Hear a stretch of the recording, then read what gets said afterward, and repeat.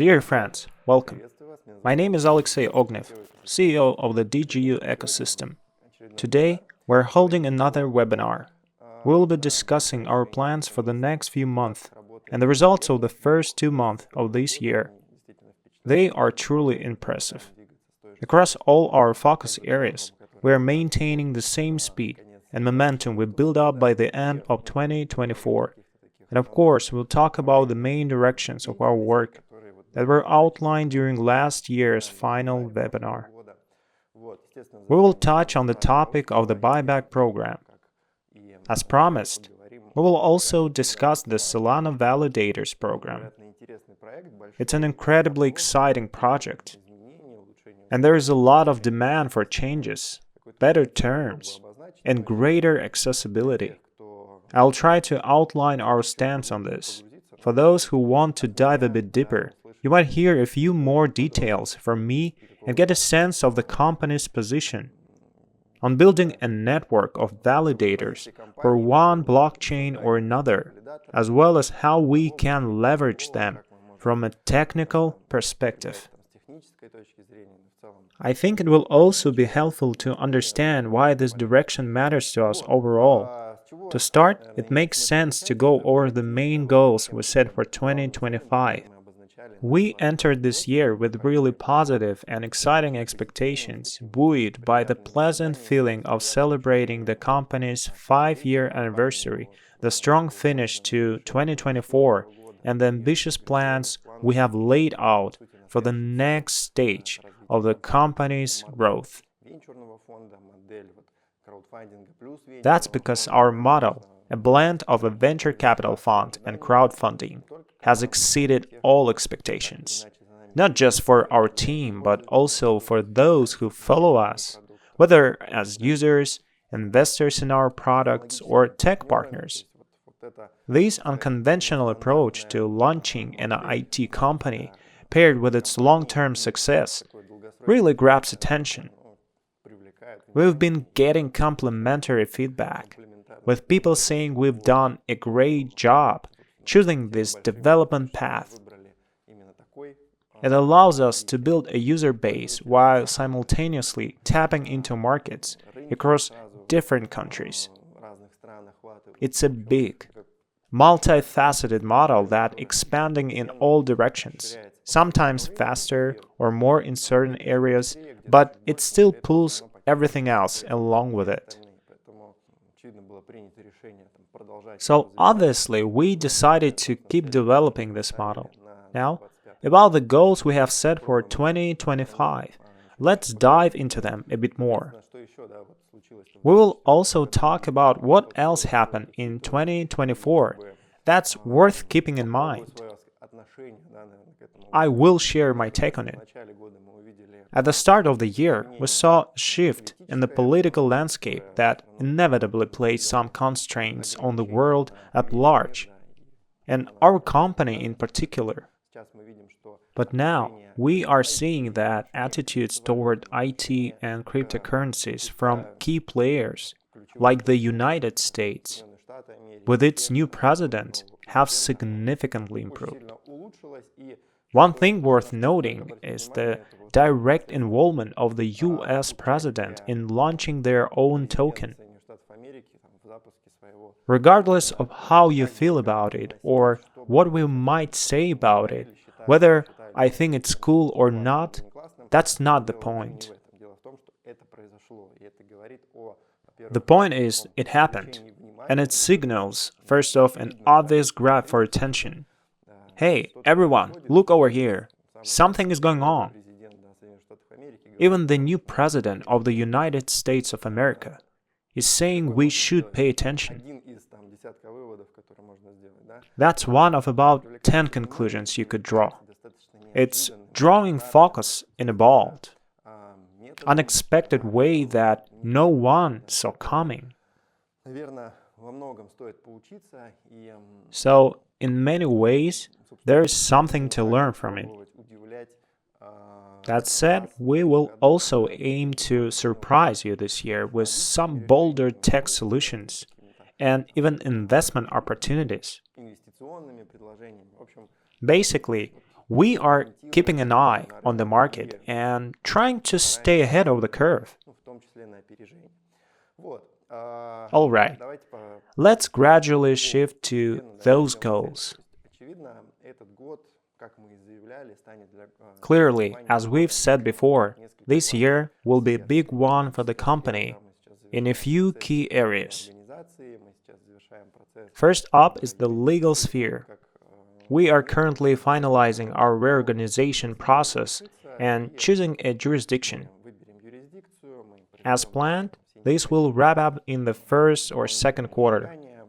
We'll settle on a jurisdiction, carry out any additional token burns needed, and handle other steps tied to this process. Our goal is to emerge with a new legal structure that's as transparent and legitimate as possible for everyone. That's not just about our crowdfunding and venture capital story. It's also about the kind of money we're putting into the fund, whether startups can accept it, and so on. This will allow us first to make higher-tier investments and secure even more prestigious partnerships. The legal side of things is really critical. Second, it will pave the way for us to obtain crypto and banking licenses, maybe for the parent company or initially for specific projects like the RWA Bank and RWA Marketplace. I think we'll touch on those a bit later too.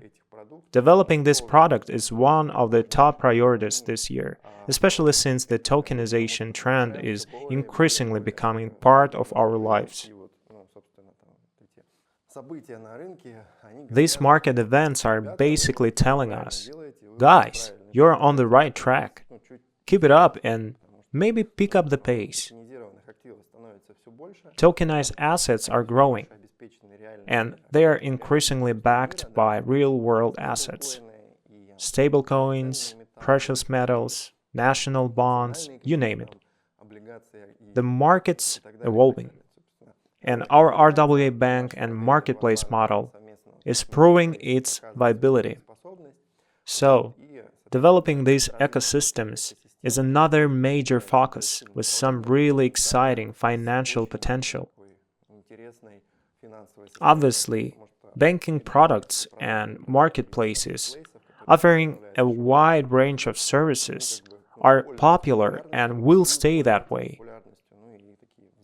They reinforce each other too. That's why getting banking and crypto licenses is essential to take things to a more serious level and attract liquidity. Not just retail liquidity from deposits and such, but professional liquidity, longer term, larger scale, and on different terms. There is a lot going on. This process is underway and closely tied to the legal side. In general, to put it simply, we will share more or less final results in March or April. Until then, we are holding a tone of consultations. And at the same time, I'm not sure if I can talk about this yet, but there will clearly be some surprises for both our long-time investors from 2019 and the new ones gradually joining and becoming part of our ecosystem. I often find myself drawing some interesting parallels. Let's take a trip back to 2019. We had this video somewhere, looking at our first webinars. Now, imagine December 2019. Sales were kicking off back then, and now they have relaunched. The ecosystem has gone through a cycle and landed back at the starting point again. So now, we are doing a ton of work to make this relaunch happen, but on a much more solid footing. The legal side is sorted. the products are robust, and the tech is there. Plus, we can see the markets in our favor. Take AI agents, for example, a trend we are pushing with Antipad. One of our goals this year is to get Antipad's ecosystem capitalization past $8 million. Work is already underway. Speaking of another goal, building high-caliber teams, I can say we have made serious strides since December last year. New talent is coming in, including international experts with impressive resumes. They join us and really strengthen areas like Antipad, which we're stuffing up now. Obviously, we need more specialists for RWA projects too. They have passed their initial launch phase.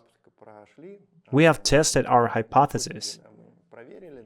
Like any business, the faster you validate your ideas and get your product to market, the less you waste on building something no one wants. We checked everything last year. This year, we know exactly what needs a boost.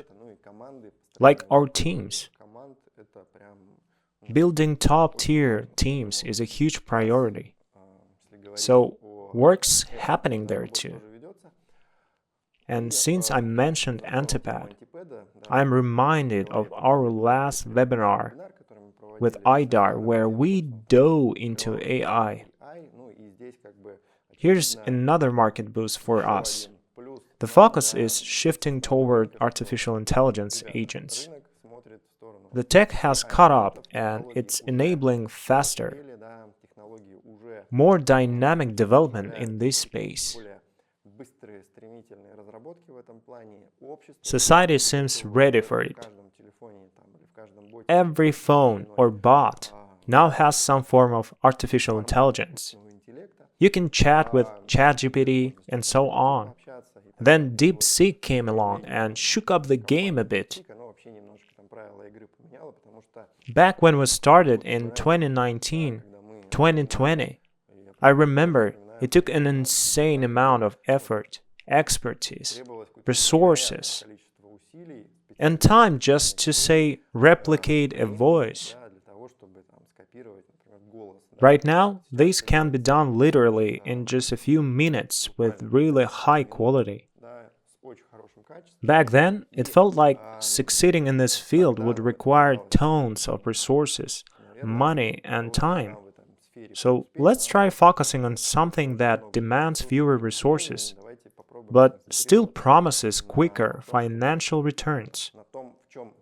Obviously, we turned our attention to blockchain, and as the results show, we made absolutely the right call. As Peter mentioned in his talk at the end of last year and during the summer session, he gave an interesting speech about how we have now built a certain brand and reputation in blockchain development. Plus, we have gained a strong network of partnerships thanks to the foundation and the progress of the AVA project. And now, it feels like there is an opening to connect with players in the artificial intelligence space. So, this year, we are going to test our hypothesis and developments in artificial intelligence against the market. Keep an eye out. Obviously, the DigiU audience will be among the first to experience all of this. There you go. I brought up the example of 2019 when we were just starting out, building our audience and community. We are facing pretty much the same challenges now. Maybe we will see a bit more of something simpler, because people don't always want to dive into complicated stuff right away. Here I am talking to you. I'm probably tossing out some terms, referencing past events, and mentioning previous webinars. Essentially, I'm talking to you like you are folks who've been with us for a while. Could this webinar, this speech grab the attention of a new audience, be clear to them, and spark their interest? Probably not, because that's just not happening. What I mean is, we don't see a huge desire in today's world for people to dig into complex technical details. Honestly, that's probably both a good and a bad thing, right? But at the same time, we notice people are willing to dive into stuff that amazes them, that actually grabs their attention more than other things. That's when the interest kicks in.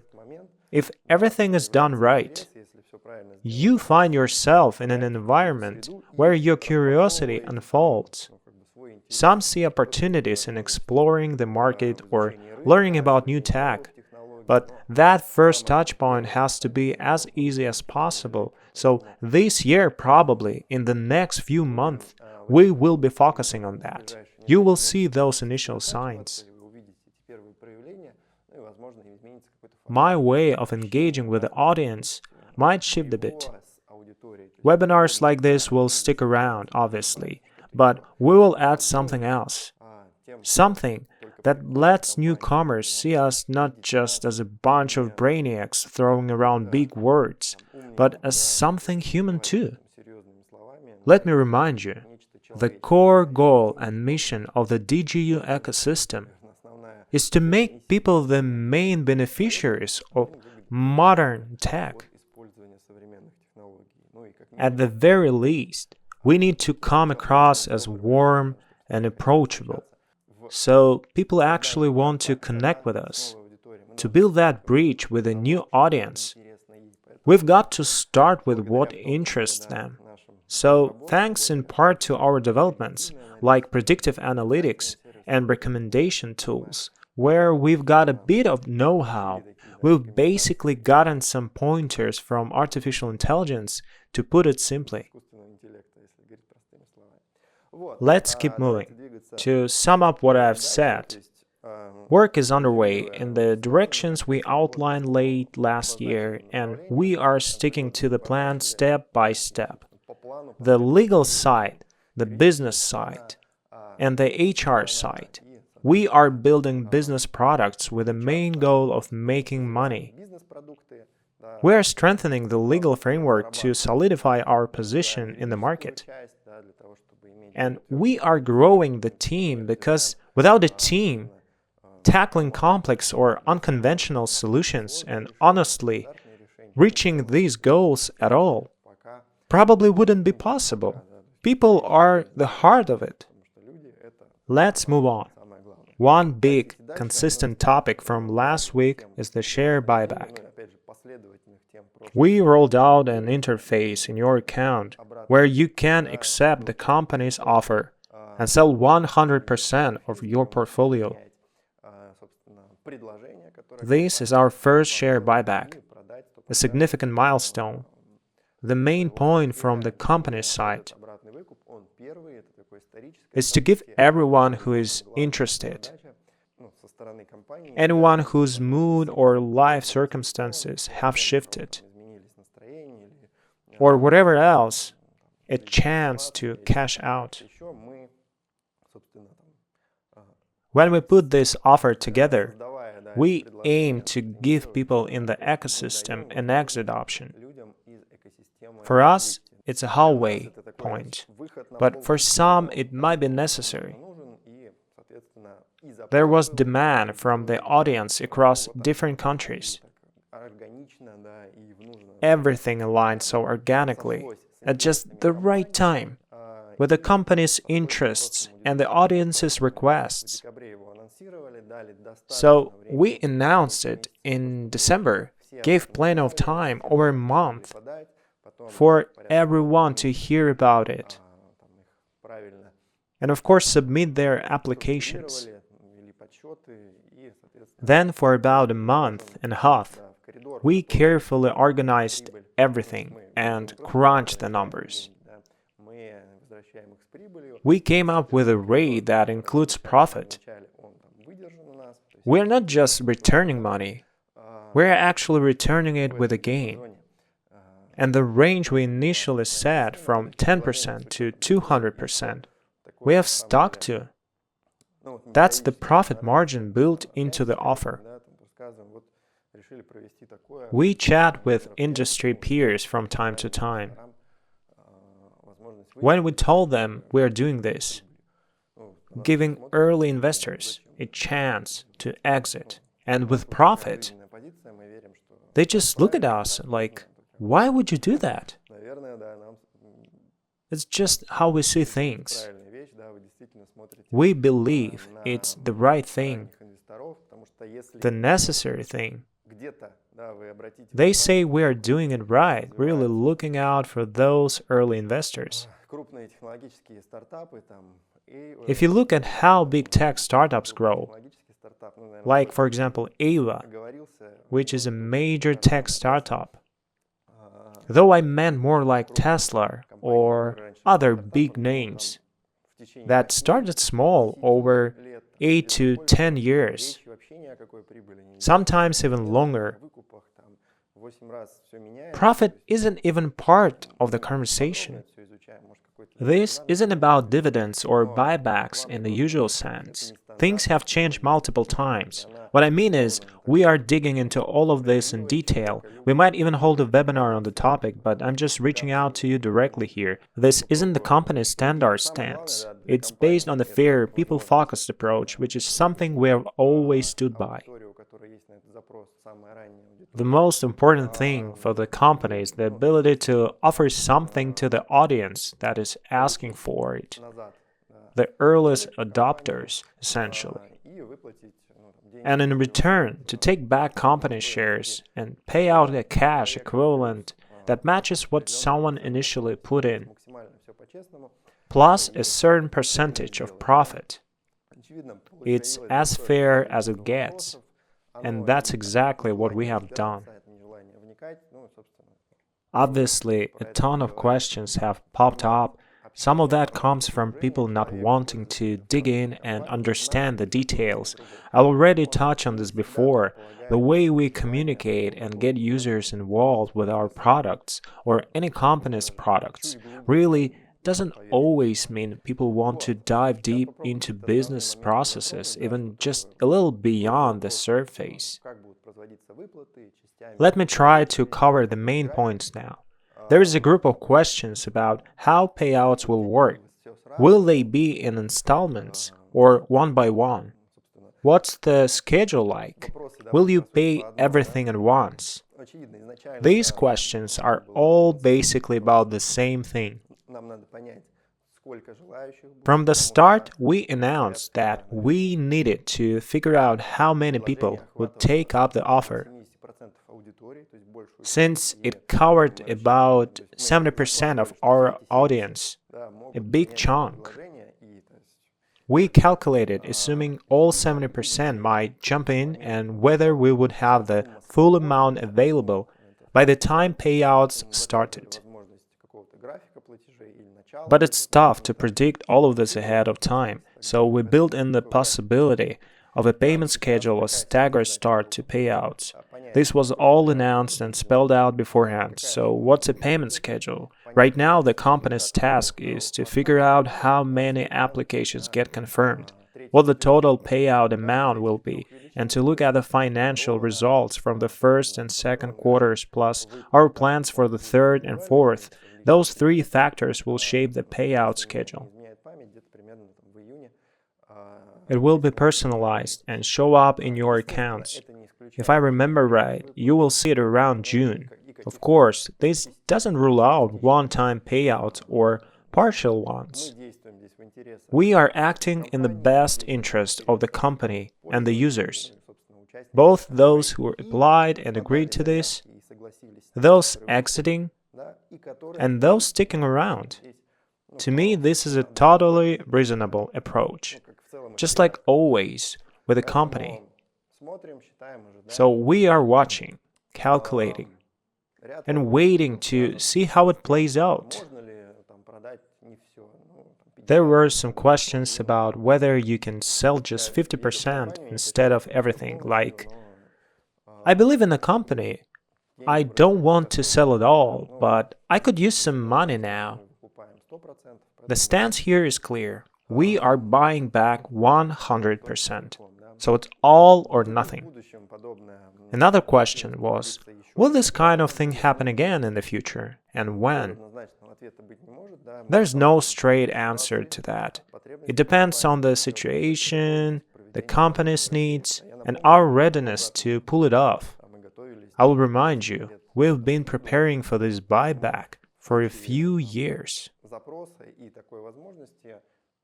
So if there's demand and we have the ability, it's clear we see a lot of benefits in it. We get shares back, and in the future, we'll either have to share less profit or can put more into growth. That's a pretty sensible position too. So we're not ruling out doing this again later. First, we need to wrap up this current cycle. Another question was, what's next for the ecosystem after the share buyback wraps up? There were a bunch of questions about ecosystem plans. Obviously, our big, clear goal this year is to make sure the money we earn from our products, ideas, and past decisions outpaces what we bring in from investments. That will be a sign of a healthy business, proof we can attract funds, turn them into intellectual property and projects, and of course, move forward. The next step is for those projects to start making money, so our earnings grow, which will lead to dividends and bonuses. I'll remind you, it's smarter to look at your total income from the company across different assets,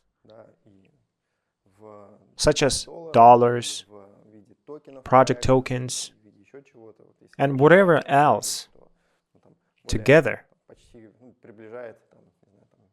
If we do the math, we see the total bonus payouts from all the snapshots are closing in on 2 million. And obviously, we are not ditching that system. So what's the ecosystem's future? We are heading toward being a profitable company that generates more than it takes in. That should have been news if you have read our vision or paid any attention to what we are about. So our goal is to earn more and put 50% of profits toward dividends. This buyback is just a chance for those who need it to step off halfway. That's how you should see it. As for everyone staying with us, I just loved reading the excited comments in chats and private messages. Stuff like, "This is awesome. We are with you. Let's keep going." That really fires me up as the CEO and inspires the whole team. I think we will put out some more posts about this. Keep an eye out. Don't miss them. Congrats to everyone on this big moment for the ecosystem, for every buyback participant, and for those who didn't join in. It's a clear sign of health that things are going well, especially since we are pulling this off with returns. So, congrats again. Now, on to the next solid, business-focused topic people are curious about. Our Solana Validators product. Last year, we explored it, and by year end, we decided to start sharing it with our audience. A ton of work has gone into it internally. We see this as just the first step into a product like this. that is tied to infrastructure. Right now, Solana is probably the most popular direction out there, both globally and for us, though it's not the only one. From the perspective of building an infrastructure project, say, based on validators or other big tech-driven support systems, that's where we are at. So what is this product, and what does it mean for the client? I'll try to explain it simply first, then get into why it matters, and why the company needs it. So, what is it like for the client? The Solana Foundation has a program to support its own validators. They need to build a network over a certain period that's backed by 10,000 validators. That ensures security, speed, decentralization, and a high level of reliability for a major blockchain like Solana, which, by the way, is currently riding a wave of positive buzz, with its token price and the projects built on it doing really well. Basically, there's this program anyone can join in theory, but not everyone has the technical know-how to pull it off. You can set up a validator, maintain it daily, complete the required tasks, and move up the queue. Then in about 12 to 18 months, you hit the mainnet and become a full-fledged validator. After that, you keep maintaining it daily because it's only after reaching the mainnet, roughly a year later, that you start earning. And the earnings are pretty substantial. Through this program, Solana delegates its tokens, which seriously boost a validator's profitability. So what's the business model? As a tech company, it's obvious we know how to do this. We are doing it, and we are doing it well. We studied it all and figured out what service we could offer to people who need it. Plus, we know it's something we need ourselves. Part of these validators will belong to the DigiU ecosystem. Just think about the extra profit we could make when 10 or 100 of our validators go live on the mainnet. Do the math, it's hundreds of thousands of dollars in the first year alone. And it all depends on how many tokens get locked into them. Clearly, there's a lot of profit and potential here, and overall, this area of IT business feels solid.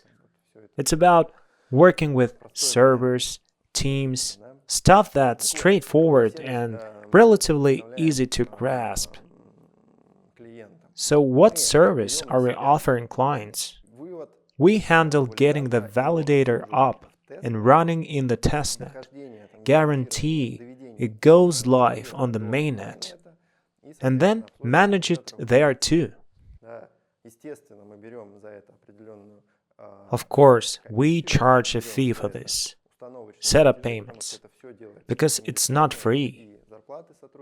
There are employee salaries, computing power, and other costs. Right now, there are 2 setup payments, which are pretty minimal: $800 to get into the testnet, and $800 to go live on the mainnet. Plus 2 months of server costs are covered upfront. And then you would take over paying for the servers after that. So you can join this program right now for just $2,120. From the 3rd month on, you would pay for the server monthly.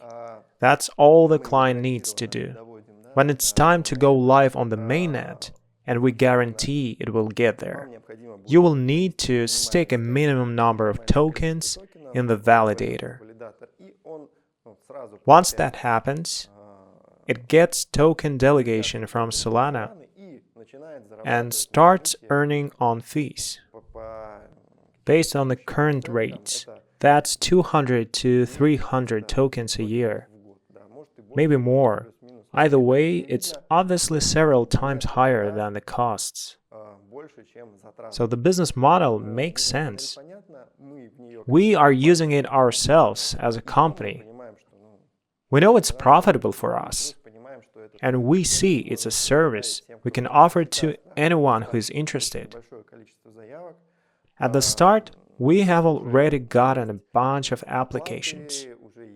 Payments are coming in, and validators are being launched in the testnet. It's actually steady progress. What has been tricky? Our community is probably used to less expensive products. So we are working on making this more accessible. There are two options here. One could be something in our deposit section, which, by the way, just turned a year old. There is a cool post about it, where it earns based on a few validators working together. That would have super low costs and an easy entry point. We're also looking at maybe offering installment plans for those initial setup payments. That's not settled yet, but something might come up. Okay, so here's the deal. The setup fees are at their lowest right now. $800 for the first and $800 for the second. They're not going down. If anything, they will go up, probably gradually. We want everything to run smoothly and awesomely, right? That actually takes skilled staff and a top-notch team. But we guarantee reliability and reaching the mainnet. Costs will rise over time. So this is the most affordable shot at jumping in with these setup fees. My honest advice? Go for it. As a regular person, I went through the same program for myself and my wife, because I don't want to mess with it manually. And I will definitely have 2 validators. It's a long-term, really interesting product for me and my family. I might even get my 10-year-old son involved. What else do we see in the market? We see that there are excellent opportunities right now to accumulate the initial amount of Solana that you need to deposit. It's yours. You can pull it out whenever. That's 100 Solana plus 10 for fees that the Solana blockchain takes. Bottom line, the product's accessible. Accessibility will improve, but the price will climb, so it's a bit of a crossroads. If you have got the chance, and plenty in our audience do, jump in at these low rates without overthinking it. Solana's chart is volatile, but long-term. It's a solid tech blockchain with a lot to say about its future. Sure, there are risks. Prices might dip in this financial cycle, but in the next one, it's likely to climb higher, $500, $700, maybe $1,000, or even more. People are saying that. Obviously, this lets you at least get a better grip on the market and make some money. We are totally open about it. Apply through your account. We have made buying a validator simple. You log in, check the terms, pay the 2 setup fees, and that's it. Nothing else to pay until the server bill hits on the 3rd month. Then a dedicated specialist reaches out, answers your questions, helps with the contract, walks you through Solana's KYC process, and gets everything needed to set up the validator. Sign the contract, and you are set. You can pay for servers upfront for a chunk of time and then just sit back. Nothing else required. We will keep you posted and reach out if needed. That transparency is dialed in, and our service level is only going to get better. So, if you have been on the fence, my honest, human advice is to apply, pay, and respond to the manager who will contact you to get it all set up. And that's it. I have probably talked way too much already. But I'm happy with this meeting, this webinar. We have covered goals, the share buyback, and this next product. I want to underline again that we are shifting a bit toward a new audience that is slowly joining us. People who want something simpler, something less loaded with jargon.